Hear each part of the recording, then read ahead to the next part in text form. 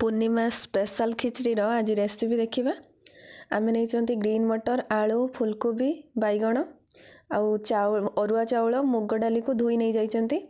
Pressure cooker रे घी अल्प पकेबा से सुखिला लंका जीरा पकेले तापरे टमाटो पकेले टमाटो टी हैला परे से लूण हलदी स्वाद अनुसार पकेले तापरे टमाटो टी भल से गला जितेबले आमे चाउल कोबी आलू जो रखी थिले प्रथमे परिवा सब पकेले पकई सारी ताकू 2 मिनट भल से भाजी दबा।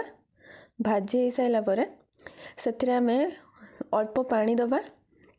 पानी दे प्रेशर कुकर ढांकुणी मारिदबा। प्रेशर कुकर 2-3टा सीटी मारिबो तापर हमर रेडी हो खिचड़ी। आपन को खिचड़ी आचार और पापड़ सांगरे कि कहा सांगरे भल लगे कमेंट रे कहिबे। आपन को जदि रेसिपी टी भल लगी चैनल को लाइक और सब्सक्राइब करिवे।